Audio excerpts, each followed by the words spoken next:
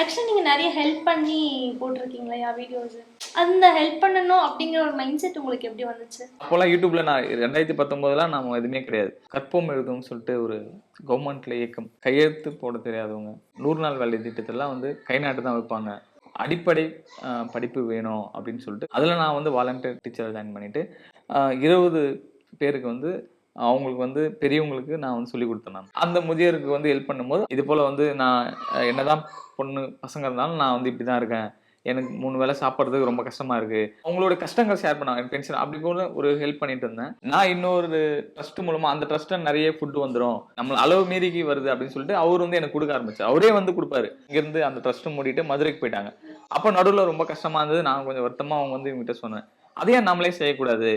அப்படின்னு சொல்லிட்டு நம்ம அத அப்படியே வந்து கன்டின்யூ பண்ணி இன்னி வரையும் நம்ம வந்து அந்த மாசம் மாசம் உதவி பண்றத நம்ம வந்து சந்தோஷமா வந்து பண்ணிட்டு தான் சார் இருக்கோம்.